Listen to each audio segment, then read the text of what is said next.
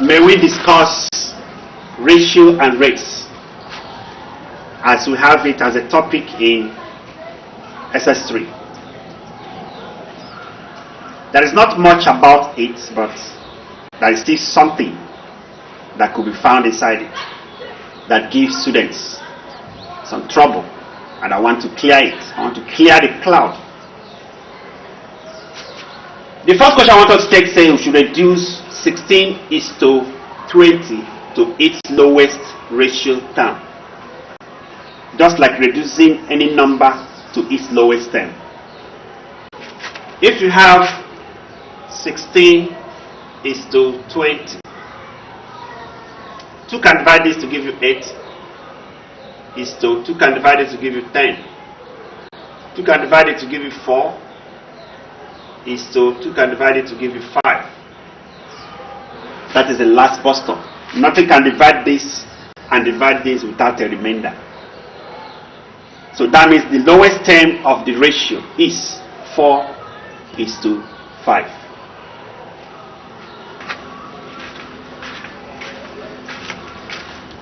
Question number 2 says we should reduce 150 cm is to 1 meter to its lowest and simplest form.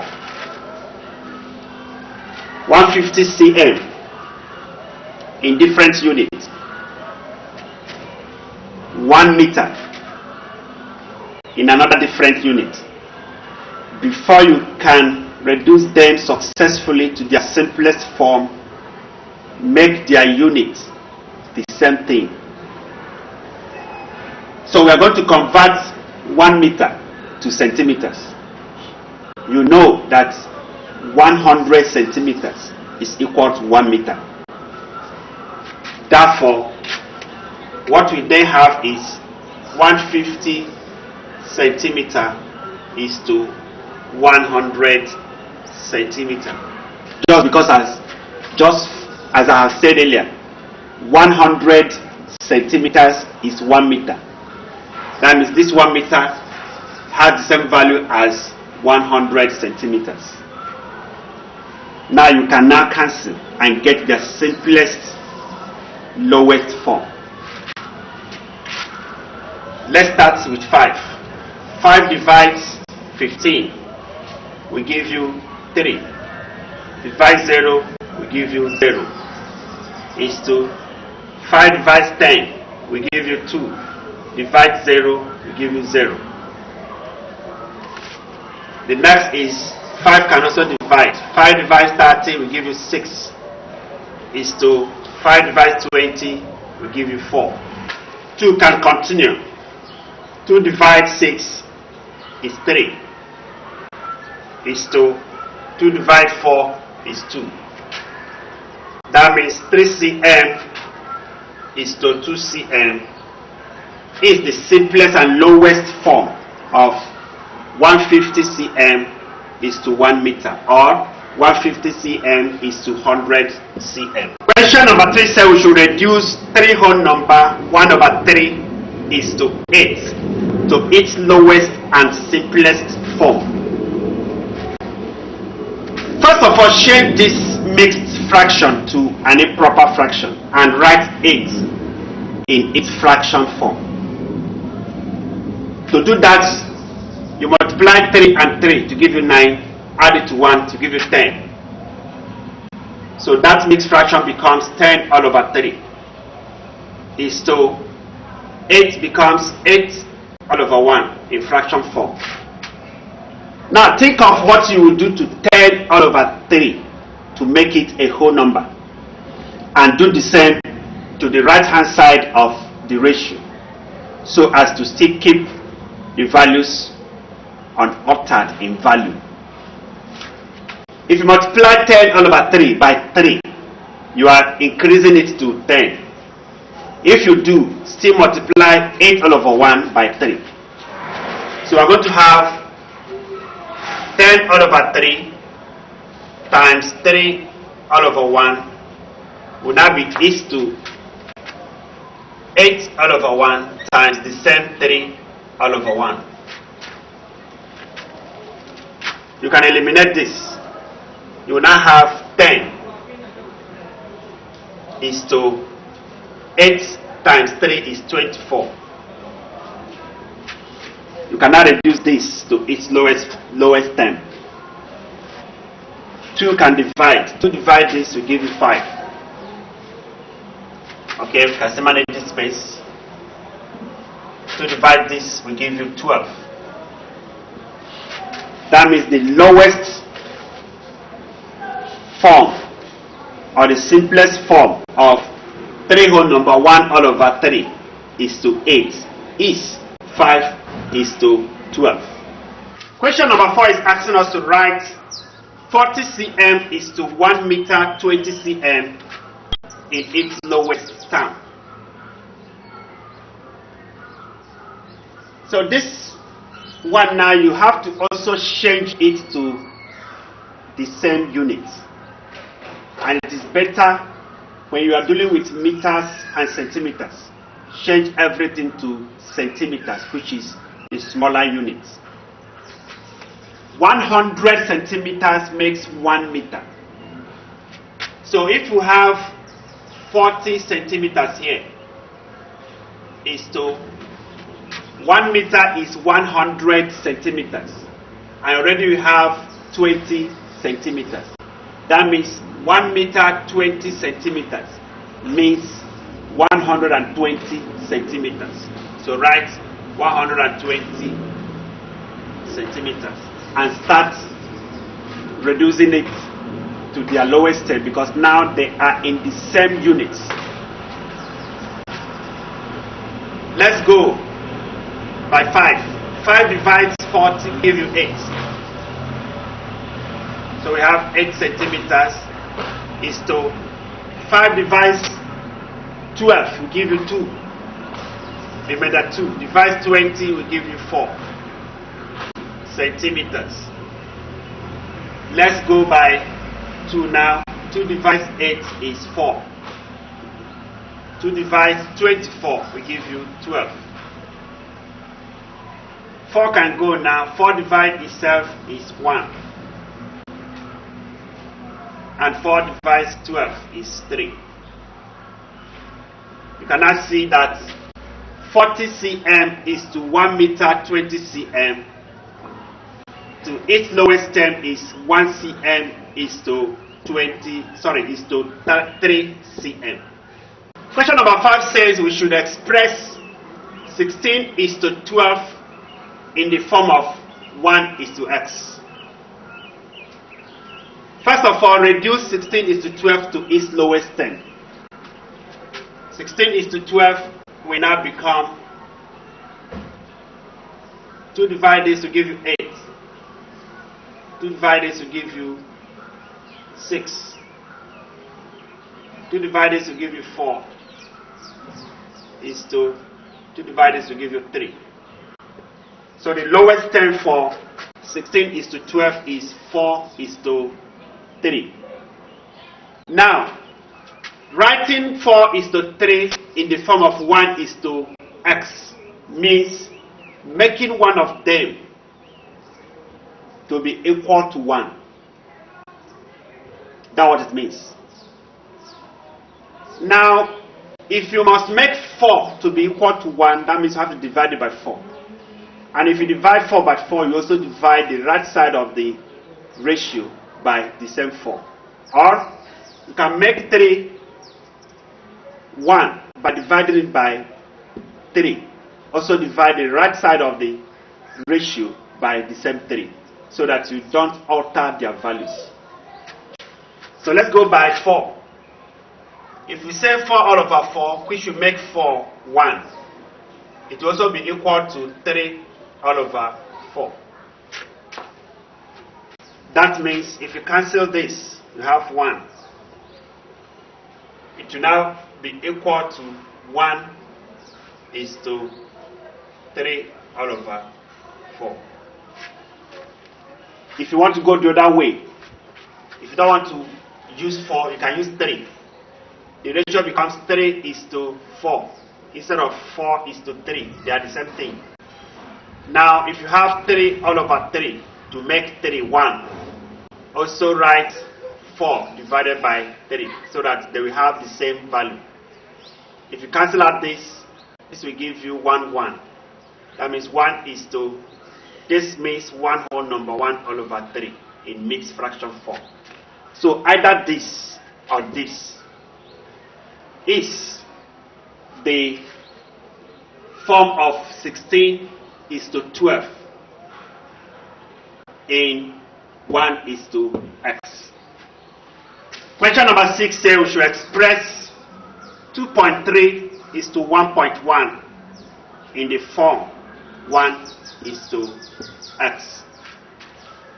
First of all, change these decimals to whole numbers and begin to ask, what do you do to 2.3 to make it a whole number?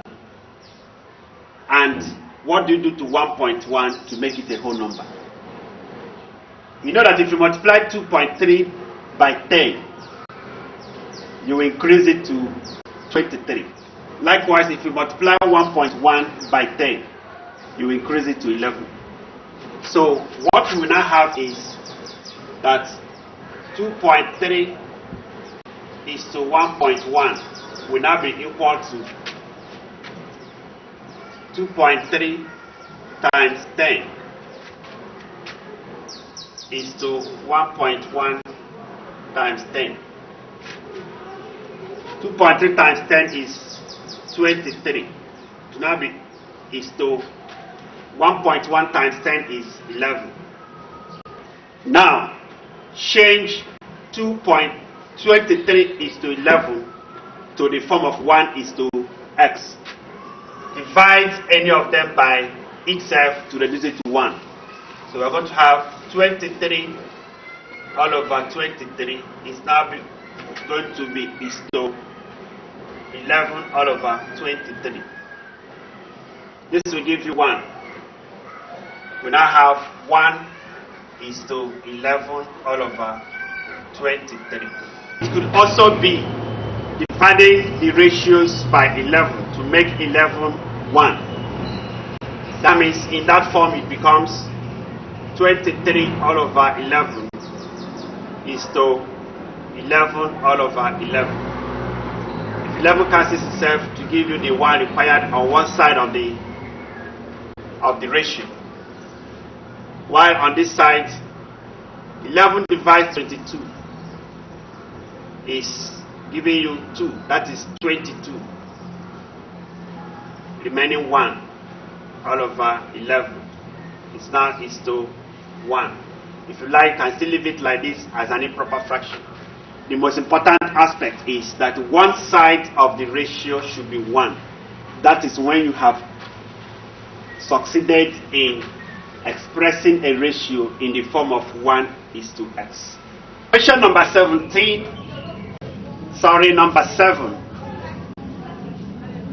has asked us to find the greater ratio among the two ratios. 17 is to 8 and 15 is to 6. Find the ratio that is greater than the other. It's a question that pulls the attention of students. How can I find out the ratio that is greater than the other one? Pay attention now, you are going to know how to find the ratio that are greater than the other one. If you are given a work like this, what you do is try and write each and every of the ratios in the form of 1 is to x. That is the only and easiest way to know which of the ratio is greater or less. Write this ratio in the form of x is to 1 or 1 is to x. That means let one side of the ratio be 1 while the ratio still maintains its value. Likewise, this let one side of the ratio be 1 while the ratio still maintains its value. So now what we're going to do is divide the ratios by the numbers that appears. If you decide to divide with 17, that means you also divide this out with 17. If you decide to divide with 8. You also divide this side by 8. So let's take 17 is to 8. It's now the same thing with 17 all over 8 is to 8 all over 8. In this case, you find out that this will turn to 1, while this will turn to 8 divided 16 will give you 2, remaining 1 all over 8. Now the second is 15 is to 6. It's going to be the same thing with 15 all over 6 is to 6 all over 6 to make this 1. 6 divides 15 will give you 2, remaining 3. You have 3 all over 6. 3 all over 6 is the same thing as 1 all over 3 is to 1. Now if you look at the two ratios now, sorry, 1 all over 2. 3 divided 6 is 2, not 3. Sorry. If you look at the ratios now, you discover that you have 2 whole number, 1 all over 8. 2 whole number, 1 all over 2. 1 all over 2 and 1 all over 8, which one is greater? You find out that 1 all over 2 is greater than 1 all over 8. So we have 2 whole number 1 all over 2 is to 1, and 2 whole number 1 all over 8 is to 1. This ratio is greater because 2 whole number 1 all over 2 is greater than 2 whole number 1 all over 8. So that leads us to that 15 is to 6. 15 is to 6 is greater than 17 is to 8. And that has brought us to the end of question number 7. This is question number 8. Question number 8 says we should find the greater ratio among the two ratios. The two ratios are 1.5 gram is to 2 kilograms and 0.5 kilograms is to 600 kilograms. In this kind of question, the first thing you do is unify all the units. Let all the units be the same thing or in the same units. That means we're going to change grams to kilograms because this is in the kilograms and this is also in kilograms. We all know that 1,000 grams makes 1 kilogram. 1,000 grams makes 1 kilogram. So if you want to convert 1.5 grams to kilogram, you have to divide 1.5 by 1,000 to get its equivalent in kilograms. So that's exactly what we're going to do now. So instead of having 1.5 grams, we're going to have 1.5 all over 1,000 kilograms now is to 2 kilograms. That is the meaning of this ratio in kilogram on both sides of the ratio. If you are dividing this by 1,000, just move the decimal towards the left 1, 2, 3 times. Across 1, across 0, and across 0 and put it. So we are going to have 0.0015 kilograms is to 2 kilograms. Now the next thing you do to this is try to change it to the form of 1 is to x or x is to 1 by making one side of the ratio 1. So the easiest way we can do it now is to divide both sides by 2, because if you divide 2 by 2 you get 1. So what I'm going to have now is 0.0015 all over 2 will now be into 2 all over 2. Now let's divide out this. We're going to have 0 point. We start dividing from here. 2 divides 0 is 0. 2 divides 0 is 0. 2 divides 1 cannot, so 0. Then 2 divides 15 will give you 7, and that 7 is 14. If you remove 14 from 15, you'll be left with 1. And that 1, you add 0 to it. 2 divides to make it 10. 2 divides 10 will give you 5. So we now have 0.00075 is to, you know that 2 divided by 2 is 1. So this is the value of this ratio. Now let's go to the second ratio. The second ratio is 0.5 kilograms is to 600 kilograms. So this one's, there's no need for conversion of the units. They are in the same unit, kilogram. So what we do now is to try and transform it into the form of 1 is to x or x is to 1. So the way we want to go now is by 0.5 all over 0.5, which will give us 1 here. Will now be into 600 all over 0.5. Whatever you do on the right hand side, do it also on the left hand side, so that you will not alter the value of the ratios. So in this side we have 1, while in this side, let's use our calculator and find the decimal value. We have 600 divided by 0.5.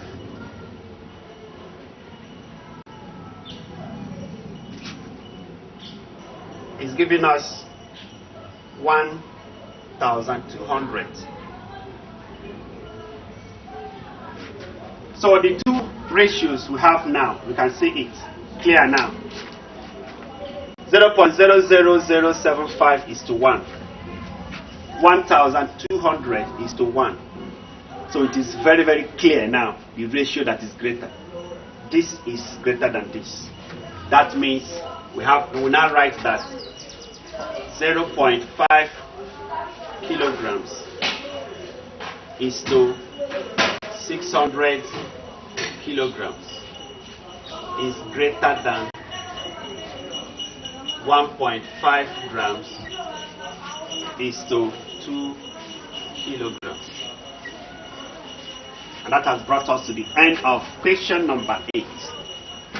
Question number 9 says, assuming 2,500 is reduced by 1,750 naira. Assuming 2,500 naira is reduced by 750 naira. Find the ratio by which the reduction was made in its lowest term. 2,500 naira was reduced by 750 naira. That means 2,500 minus 750 will be what it was reduced to. So that means we are going to have 2,500 minus 750 naira left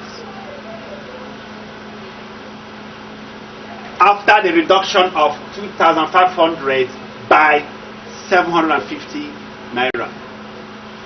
So what I'm going to have here now is, let's use a calculator for faster results. 2,500 minus 750 is giving us 1,750. 1,750 naira is what is left. Now the ratio on which the reduction was made is the original money that was reduced by this is to the money that is now left after the reduction by this. So the ratio now is going to be 2,500 naira is to 1,750 naira. If you reduce this to its lowest 10, you will get the ratio by which that reduction was made in its lowest 10. You can cancel out this. 5 divides 250 will give you 50. Is to 5 divides 17 will give you 3. Divide 25 will give you 5. 5 can still go. 5 into 50 is 10. 5 divided 35 will give you 7. That means the ratio by which that reduction was made is 10:7. And that has brought us to the end of question number 9. Question number 10 says, assuming a bus covers 60 kilometers in 48 minutes, find the speed of the bus in kilometer per hour. It covers 60 kilometers in 48 minutes. You are required to find the speed in kilometer per hour. The first thing you do now is convert 48 minutes to hour. You know that 60 minutes is equal to 1 hour. If 60 minutes, not just 60. It's not 60 pieces of akara, but 60 minutes is equal to 1 hour. Then 48 minutes will be how many hours? By simple direct proportion, you will find out that 48 divided by 60 times 1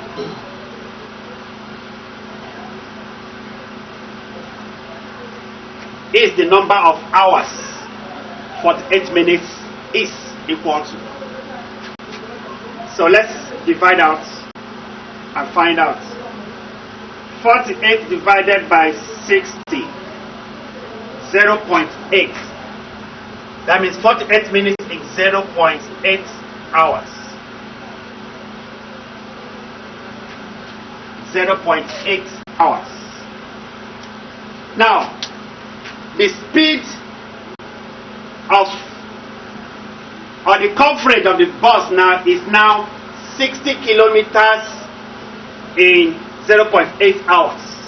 We now have 60 kilometers is now equal to 0.8 hours. It takes 0.8 hours for the bus to cover 60 kilometers. In other words, 0.8 hours is equal to 60 kilometers. If this is the case, now the speed in kilometer per hour is the number of kilometers that bus will cover in 1 hour. So if 0.8 hours, the bus will cover 60 kilometers. What of in 1 hour? The bus is going to cover in simple direct proportion 1/0.8 times 60 all over 1. Let's divide. 60 times 1 is 60. So we have 60 divided by 0.8. It's giving us 75 kilometers. That means the speed of the bus is 75 kilometers every hour. That is the meaning of per hour. And that has brought us to the end of question number 10. This question number 11. And it said that in a supermarket, 6 oranges is sold for 100 naira. But on the street, The same size and type of orange is sold 8 naira for 100, 8 pieces for 120 naira. We are now asked to calculate which price is cheaper and by how much per orange. Now, it's a very simple thing. In the supermarket, 8 is to 100. On the streets, in the supermarket, 6 is to 100.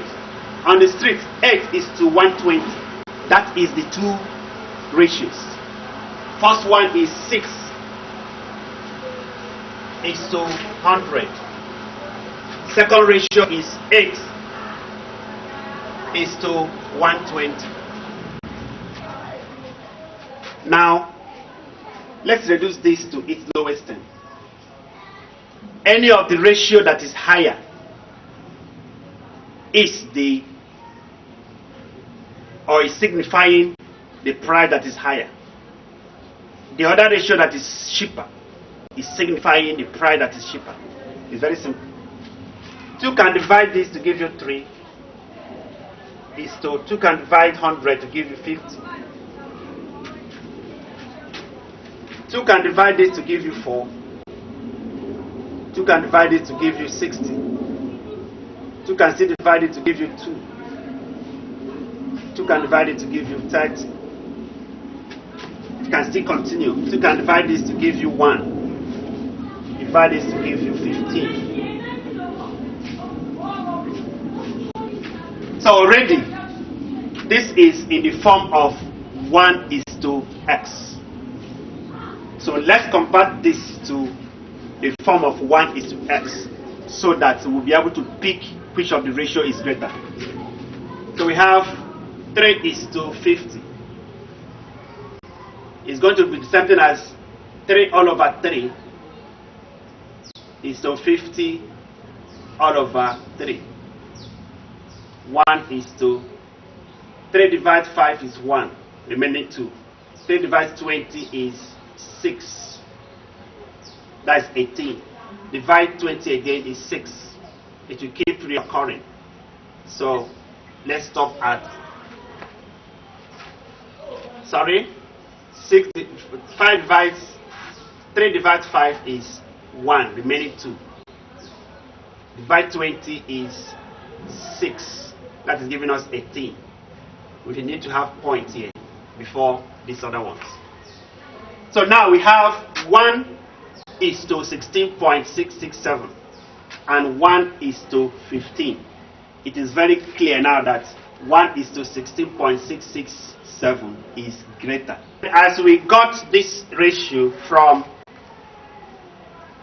the price on streets, that means the price on streets is higher than the price in the supermarket.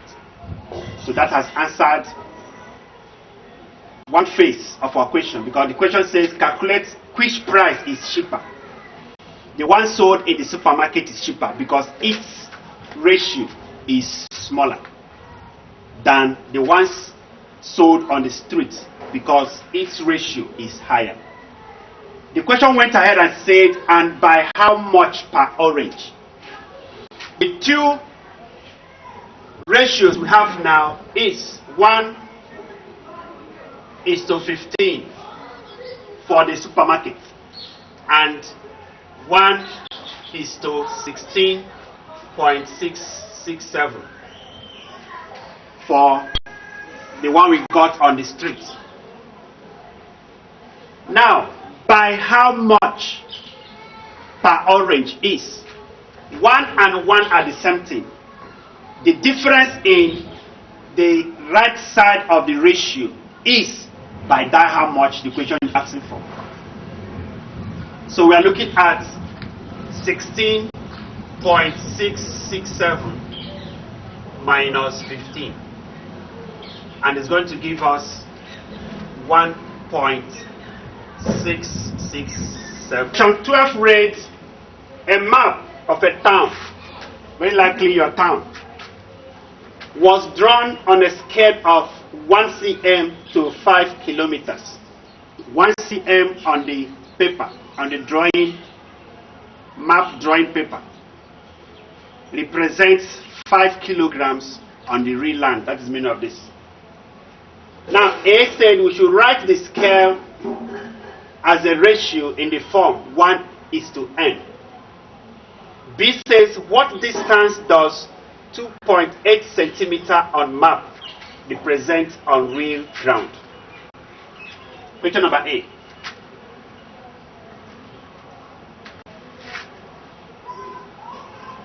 Our ink is overflowing. Question A. Alright. Write the scale as a ratio in the form 1:n. The first thing you do to any ratio, I have been hammering it, is change them to the same unit. So now we are going to change 5 kilometers to centimeters. And how do we do that? 100 centimeters make 1 meter. 100 cm is equal to 1 meter. And 1,000 meters is equal to 1 kilometer. That means 100 times 1,000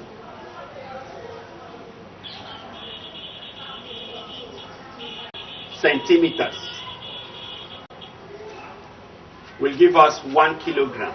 So 1 kilometer, sorry. Not kilogram, but kilometer.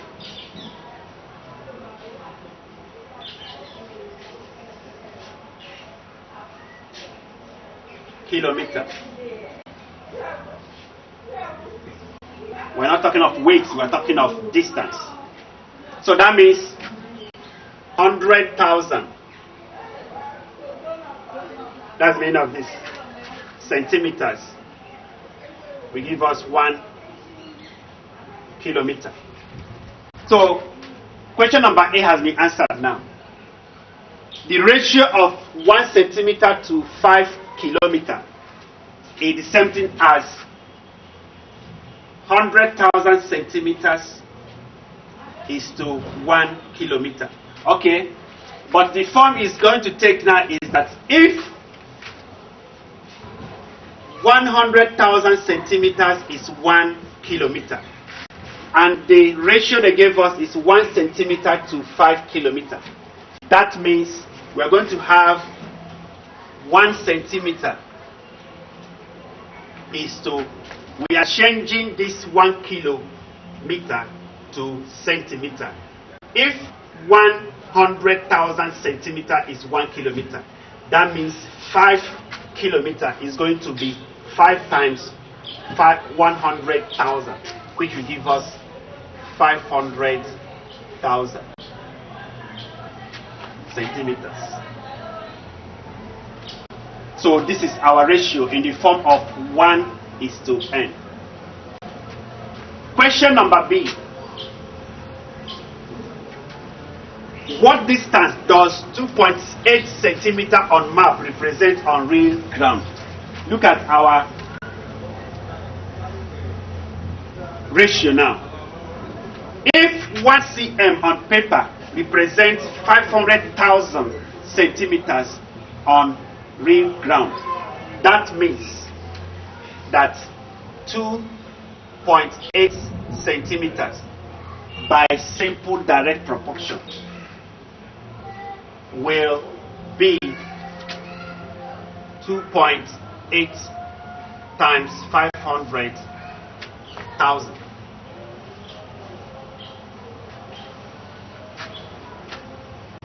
Let's find the value from our calculator.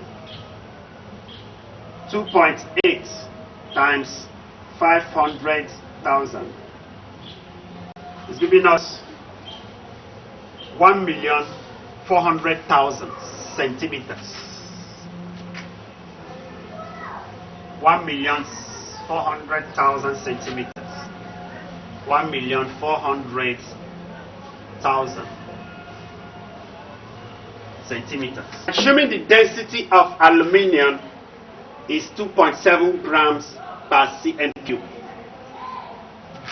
Find the volume of a piece of aluminum of mass 13.5 grams. Density in science, in mathematics, is calculated from this formula: mass divided by volume. In fact, density is called mass per unit volume. Whatever the mass is, if you divide it by the volume, it will give you the density. So density is calculated from mass divided by volume. That means density all over 1 is mass all over volume. If we cross multiply here, the question is asking for volume. So we need to make volume the subject of formula to be able to get the equation or the formula for volume. If you cross multiply, discover that let's use M for mass. Mass times 1 will give you mass. It's going to be, let's use D for density and V for volume. But what we are looking for is volume. That means if you divide both sides by D, you eliminate D from the right side of the equation. And on the left hand side, you now have M all over D is equal to V. So our V, which is the volume, can be calculated from mass divided by density.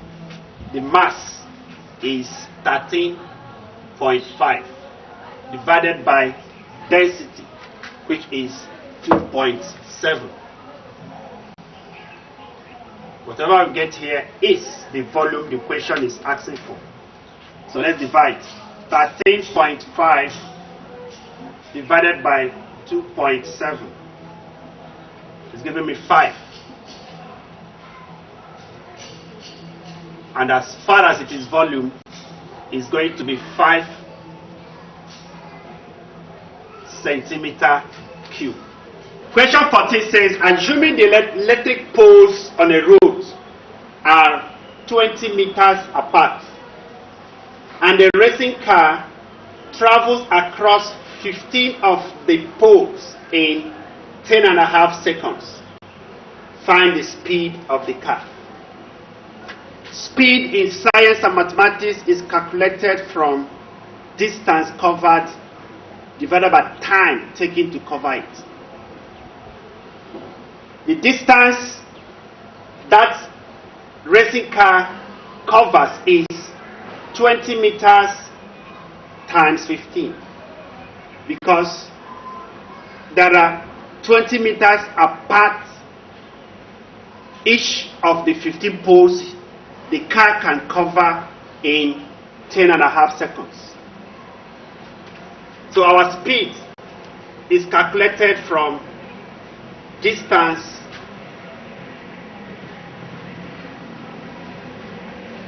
divided by time taken to cover the distance. So our speed is going to be distance, which is 20 meters times 15 electric poles. 20 times 15 divided by time, 10.5. Whatever you get, that is going to give you the speed in meters per second.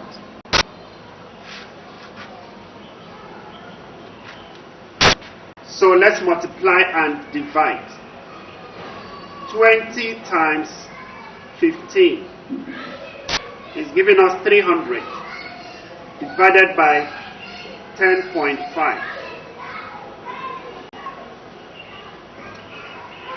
300 divided by 10.5 is giving me 28.57 meter per second in 2 decimal places.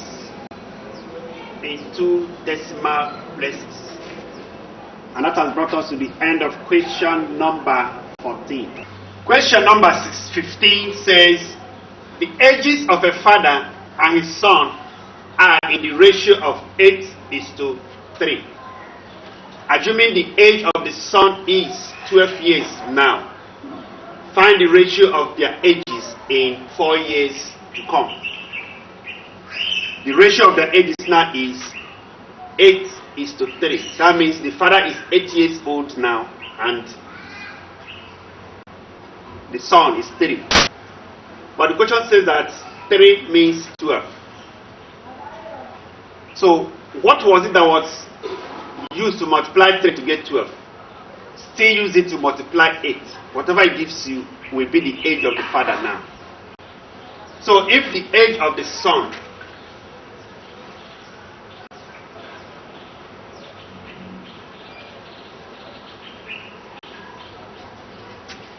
that means it was 4 that was used in multiplying 3, which represented the age of the son from the ratio.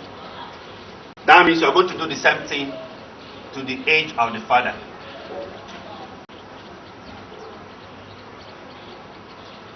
It's going to be 8 times the same 4, which multiplied 3 to get 12. And it's going to give us 8 times 4 is 32. The next 4 years is a simple thing. The son will be 12 plus 4, which is 16. The father will be 32 plus 4, which is 36. That means the ratio in 4 years will be 36:16. To their lowest term, 2 divide this will give you 18. 2 divide this will give you 8. 2 can divide this to give you 9. 2 can divide it to give you 4. That means the ratio is 4:9 in 4 years' time. The teacher's salary was increased in the ratio of 47:40.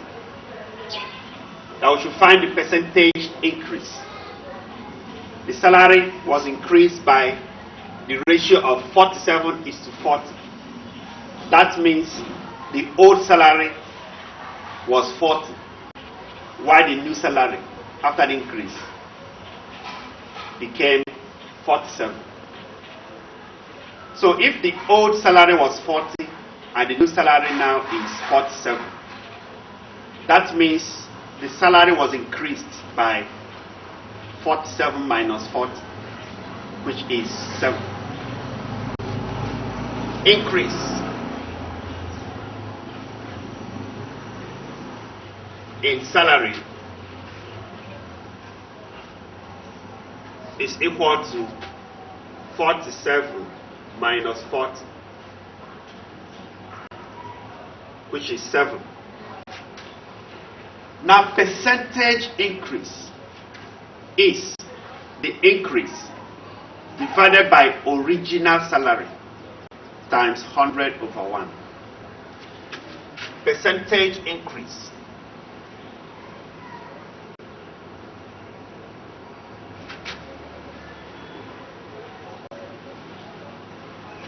is calculated from increase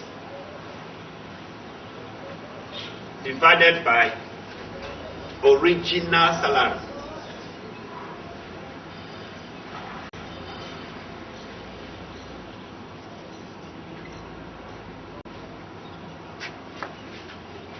Original salary, then times 100. That is percentage increase. So that will give us, let's use PI as percentage increase. The increase, which is 7, divided by original salary, which is 40,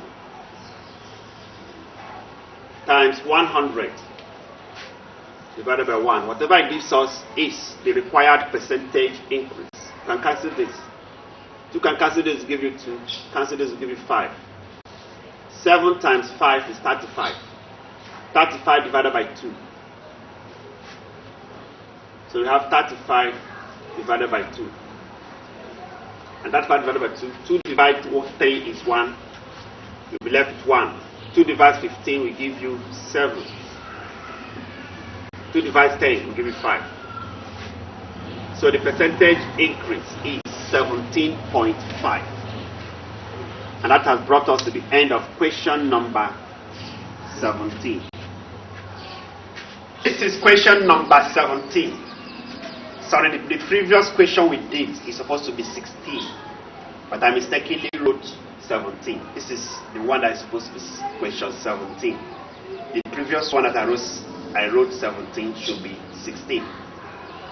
Alright. That question says that a tank full of water lasts 15 weeks if 3 liters is used daily. That we should find how many weeks the same tank full of water will last if 10 liters is used daily. This is an instance of inverse variation, because if 3 liters will be used out of the tank and the water in the tank will last for 15 weeks, if 10 liters, which is more than 3 liters, should be used out of the tank, that means the water in the tank will last for less number of weeks. Am I correct? 3 liters every day out of the tank, the water in the tank will last 15 weeks. If 10 liters should be reduced from the water in the tank, that water will not last up to 15 weeks again.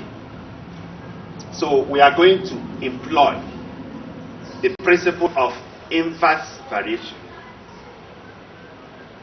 And how do we go about it? If 3 liters is used,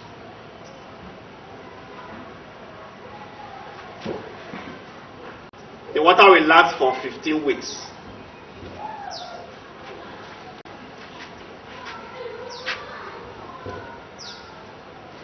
Therefore, if 10 liters is used daily, the water is going to last 3 divided by 10, inverse variation. Had it been it is direct variation, it would have been 10 divided by 3 times the number of weeks 3 liters will last, which is 15. If we do this mathematics, we will get the number of weeks that same tank full of water will last if 3 liters last for 15 weeks. 3 times 15 will give you 45 divided by 10. 45 divided by 10 will give you 4.5.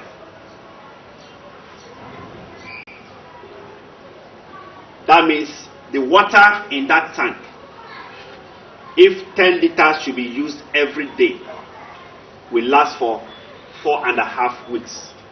If 3 liters is used and it lasts for 15 weeks.